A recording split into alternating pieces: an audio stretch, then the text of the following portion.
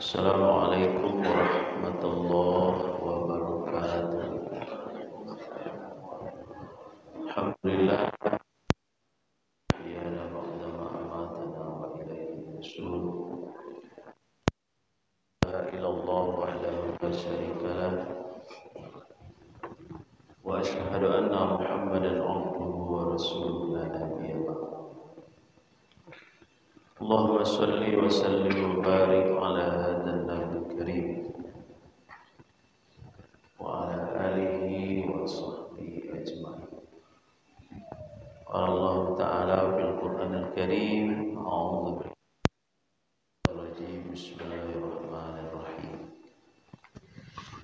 Ya ayyuhalladzina amanu taqullaha wal tanzur nafsum ma qaddamat.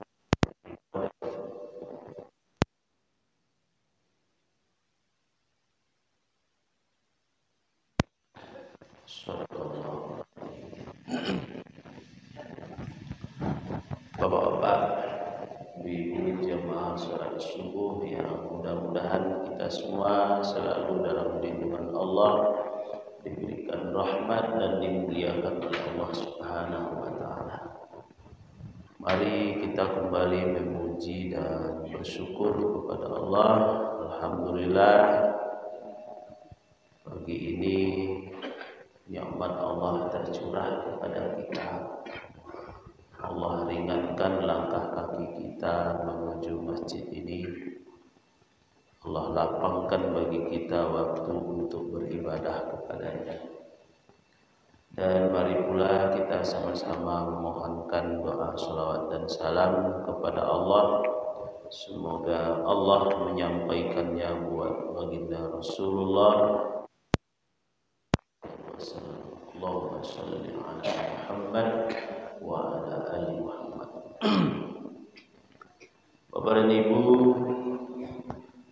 pagi ini kita awali kajian kita dengan seruan Allah kepada orang-orang yang beriman agar bisa membekali diri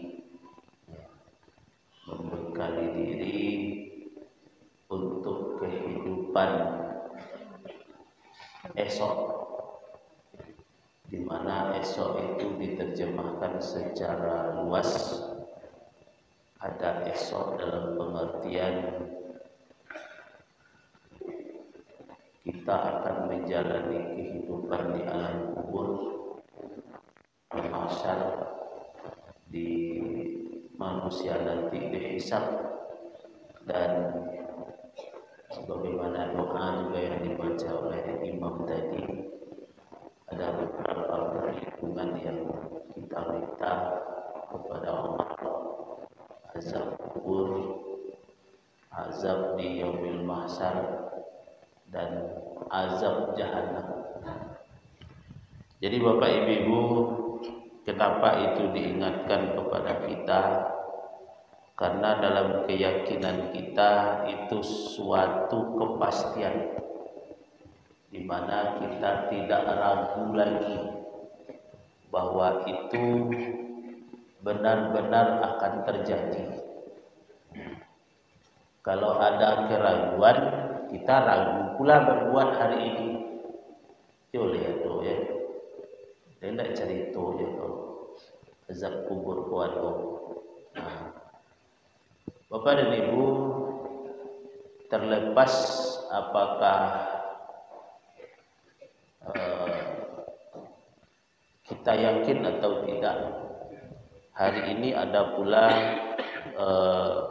seorang YouTuber yang pergi ke makam-makam orang tertentu dan meminta kepada Allah agar dia bisa merekam apa yang sedang terjadi di dalam kubur. Saya sering juga untuk menguatkan hati saya menonton itu. Dia pergi ke makam koruptor, lalu dia dengar, dia bermohon kepada Allah, dia taruh HP-nya di situ, dia rekam, dan itu benar-benar dari rekaman itu terdengar ya suara-suara. Kadang-kadang dia membawa kucing ke situ, ke tempat makam atau kuburan orang yang diyakini selama hidupnya banyak berbuat dosa, ya bisa Bapak Ibu lihat. Saya melihatnya bukan untuk meyakini lebih dalam, tapi setidaknya menggugah perasaan, di mana kucing yang ditaruh dalam kandang itu sampai di kubur itu meronta-ronta. Dan oleh Nabi memang sampaikan bahwa binatang bisa mendengar ya, suara-suara gaib yang berasal dari kubur seseorang. Bapak dan Ibu, kalau tidak, mungkin tidak ada permintaan diajarkan kita berlindung kepada Allah dari siksaan kubur. Berarti memang itu terjadi. Ya. Karena sudah ada kepastian dalam keyakinan kita itu terjadi, kita disuruh membekali diri. Kalau dalam kitab Tanbihul Ghafilin saya baca, ya kubur itu malah menyeru kepada kita-kita ini. Kata kubur, saya adalah sesuatu yang sempit, maka lapangkanlah oleh kalian. Kalau calik kubur itu kayu sampina. Atau bapak ibu pernah mencalik kuburan orang 4 meter kali 4 meter sekadang kamar? Tidak ada. Sampit. Bahkan beberapa kali kejadian adonan kurang, mungkin tak salah perhitungan lah, kurang tukang kali kubur kok. Kurang lah diturunan jenazahnya ke bawah, tinggal lo dah kayak bau seketek, nak bisa lo dimasukkan ke dalam. Juga kubur mengatakan, aku adalah sesuatu yang gelap, maka terangkanlah oleh kalian. Jadi kubur itu gelap. Di situ tempat peristirahatan kita terakhir. Sangat jauh berbeda dengan apa yang kita tempati sekarang.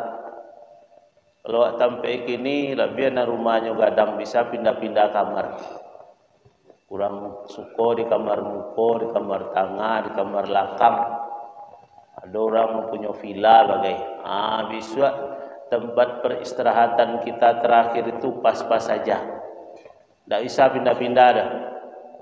Bahkan malaikat yang menanya itu akan berdoa kepada Allah setelah dia selesai menanya sesuai dengan kondisi orang yang ditanya.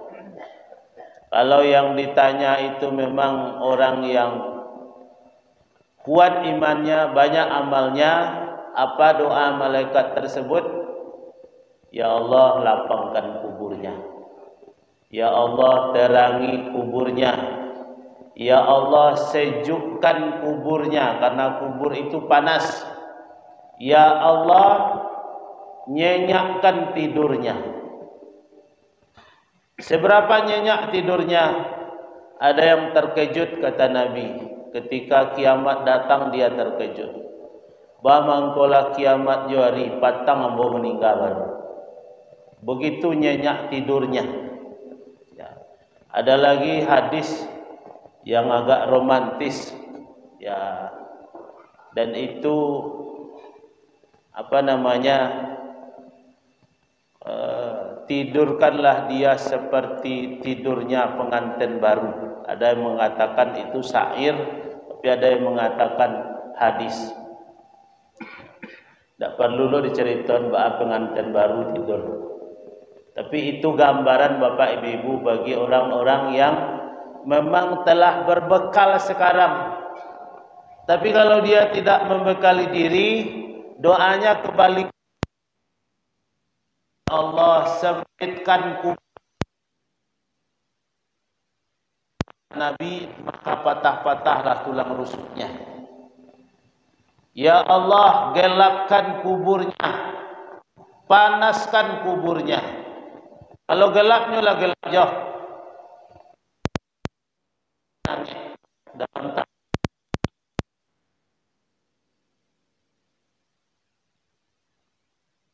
ukurannya pas-pasan. Bapak dan Ibu yang dimuliakan oleh Allah, pertanyaannya, dengan apa kita berbekal. Kan kalau orang berburu membawa bekal, kalau basuh sipo bokon, kalau kita bokon, baik, ya. Jadi Bapak Ibu bawa berbekal. Hal kita pertama itu adalah iman. Tak langsung ke amal sekali dah. Iman dulu. Sebab nanti amal iman dah ada kamar ke di sandan.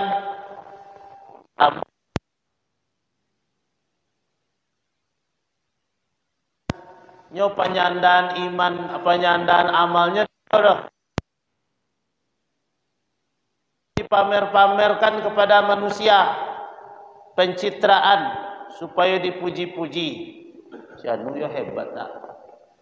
Patang berzakatnya keluar di TV. Itu nanti-nantian. Tapi bagi orang-orang yang Allah.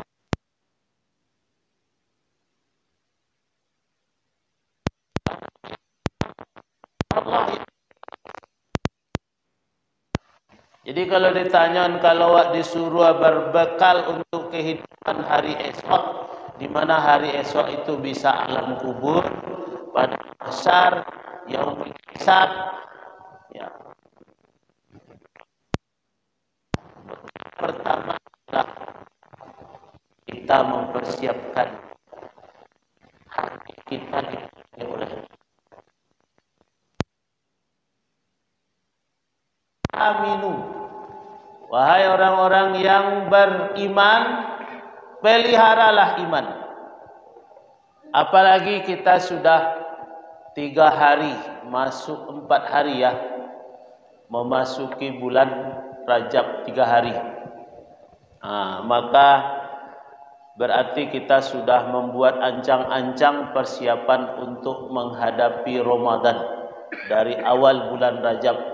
Jangan lupa membaca doa, nalacok dulu wa ajan.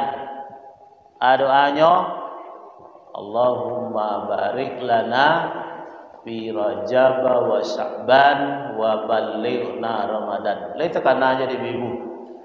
Atau lalu lupa balik. Lalu lupa. Di lupa dia tak tekan ada. Tu baca kat 3 kali tu. Ya. Baik Bapak Ibu. Karena ini memang sunnah, disuruh awak membacanya sebagai langkah awal persiapan menghadapi Ramadan supaya besok itu menjadi pemenang. Bismillahirrahmanirrahim. Semangat ibu bacalah. Allahumma barik lana fi Rajab wa Sya'ban wa ballighna Ramadan. 3 kali. Allahumma barik lana fi Rajab wa Sya'ban wa ballighna Ramadan. Allahumma barik lana fi Rajab wa Sya'ban wa ballighna Ramadan. Kok lu napa aja beko terjemahannya, ya Allah berikan kami keberkahan di bulan Rajab dan di bulan Sya'ban, dan sampaikan jugalah kami ke bulan Ramadan. Akan datang diundanglah 3 kali lagi. Baik Bapak Ibu, jadi bekal pertama itu iman. Karena iman hidup seseorang diwarnai. Ibu-ibu apa-apa rajin datang kamari kini. Mungkin dulu tak rajin dah, abah untuk dulu. Rajin datang kini karena ada keyakinan. Pai kama saji ko banyak nan kadapek dawak. Sempat awak sunat tahiyatul masjid tadi lah dapat pahala. Kalau sudah tu adalah waktu dapat dawak sunat fajar, kadang lo pahala leh. Lebih baik timbangannya daripada bumi dan segala. Itu keyakinan namanya. Maka keyakinan ini jangan sampai berkurang. Atau kalau berkurang jangan sampai banyak lo kurangnya. Kalau bantuan mau istilah perbankan fluktuatif, turun sebentar tu naik balik. Ajan turun sampai tekarak ke bawah. Sianu lagi lo kelapa-kelapa, umpamanya lah berjudi gay. Iya lah bentuk itu gini. Betul lah. Labi mana? Ya. Lah banyak lo musuh balik. Berarti imannya berkurang. Jadi kalau bisa bertambah. Kenapa ini penting Bapak Ibu-ibu? Karena sebanyak apapun nanti amal yang kita kerjakan, kalau iman kita tidak benar, apalagi kalau sudah bercampur dengan syirik, itu maka sia-sialah amal yang kita kerjakan. Makanya menjaga iman itu penting. Baru nanti beramal. Mangaraja nandi surua, mantian nandi tagah. Nandi kecen taat itu. Sia orang nan taat hadir ketika ada perintah, absen ketika ada larangan. Karena boleh saja nanti, boleh jadi nanti orang itu masuk surga, amalnya tidak terlalu banyak tapi dosanya sedikit. Jadi orang masuk neraka bukan karena amalnya sedikit, tapi karena dosanya banyak. Dari mana datang dosa? Ketika larangan tunyo hadir tarwi aja. Sementara ketika ada perintah, jarang-jarang hadir. Kalau hadir itu pun untuk mencari nama, untuk pencitraan, untuk mencari simpatisan dari orang. Jangan sampai lo pemilu. Dan jale Bapak Ibu begitu. Karajo amal dan awak karajuan. Kalau awaklah memiliki iman yang kuat, kita tidak akan berharap kepada siapa-siapa. Kita hanya berharap kepada Allah. Karena Allah itu maha segala-galanya. Tidak kalau ada orang yang lebih mementingkan harapannya kepada makhluk, lalu meninggalkan harapannya kepada Sang Khalik, maka itu sesuatu yang sia-sia namanya. Kole jale Khalikku maha segala-galanya, kayu, ghaniyun hamidun, maha kaya lagi terpuji. Kalau meminta awak kainya, pastinya lagi ud'uni astajib lakum. Mungkin kalau ditangguhkan ada syarat yang tak terpenuhi. Sama majuan proposal dananya ada sekian puluh juta, tapi syaratnya kurang. Di hadapan Allah juga seperti itu. Minta tu bersyarat, syaratnya falyastajibu li wal yu'minu bi, balik lo kaji ke situ balik. Laksanakanlah perintah-perintahku dan berimanlah kepadaku. Kau meminta jangan rajin. Perintah tidak berkarajuan, larangan lagi berkarajuan. Iman kurang lo, yakin lo. Acok lo mengaluan pantun. Dan tali-tali, dan hijau-hijau, dan kini-kini. Jadi kalau begitu Bapak Ibu, kita dalam rangka memunculkan kesadaran baru. Kenapa? Kalau janji saya dulu, begitu masuk bulan Rajab kita akan bicara tentang persiapan Ramadan. Tapi ada dulu menurut ambonan paralu dulu kita menumbuhkan kesadaran baru. Besok ko 2 bulan kurang lagi Allah menyiapkan fasilitas VVIP untuk kita-kita yang beriman ini. Kalau tak yakini, tak akan banyak orang merebut. Tak akan banyak. Malah ada nalaban niat kini sembahyang 2 hari lagi puasa aja besok. Dan kau puasa dan dia sembahyang lah besoknya. Kalau itu kan tak sesuai juga kehendak Allah dah. Kecil Allah solat tu ndak karena puasa dah. Wasolli li rabbika. Maka solatlah kamu karena Tuhanmu. Kalau 2 hari lagi puasanya solat, karena puasanya solat atau karena Allah? Karena puasa. Dek kan puasa udah solatnya. Padahal solat tak dek puasa dah. Solatlah kamu karena Tuhanmu. Kalau karena Tuhanmu, solat yang memberi manfaat kepada orang itu adalah solat yang terpelihara. Orang terjauh dari hidup berkeluh kesah illal musallin, kecuali orang-orang dan solat. Solatnya ba'ah daimun, nyo pelihara solatnya. Ini solat, besok solat, sedang sakit solat, sedang sehat solat, sedang beribu hati solat, sedang begadang hati solat. 7 hari 7 malam nyo beralik na solat, nak do nyo tinggal. Aku sehari beraleknya 7 hari melaki itu lah tinggal solat. Bayangkan, ni lah berhari gua sibuk nak ada semayang. Asar. Jadi bapak ibu-ibu, mari kita siapkan karena ini seruan. Ya ayyuhalladzina amanu taqullah, wahai orang-orang yang beriman, bertakwalah kepada Allah. Wal tanzur nafsum ma qaddamat lighad, dan hendaklah setiap diri memperhatikan apa yang telah diperbuat untuk hari esok. Hari esok itu akhirat. Dari mana digolongkan akhirat itu? Kalau lah mulai orang memasuki alam kubur, itulah dihitung. Lah mulai nyo mengalami hisab. Bahkan di waktu sakratul maut pun orang sudah mulai dihisab. Sudah mulai merasakan balasan-balasan dari Allah.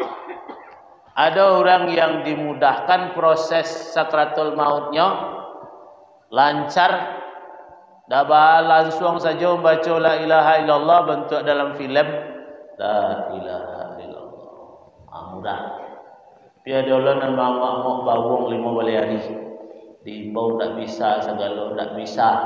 Lakoma ditanyakan kanaknya, kok nyampang-nyampang indah apa nak adik kami lagi. Cik mendoan mati redaknya. Tapi nyolonya mati lah. Jadi bapak ibu, baca doa Allahumma hawwin alaina fi sakaratil maut. Memang sakaratul maut itu sesuatu yang luar biasa. Sesuatu yang dahsyat. Ya. Kalau orang berjalan, ia bernabas sabuang ombak ketika itu. Di situ ditentukan apakah orang tetap beriman atau dia berubah jadi kafir. Setan ketika itu timbul.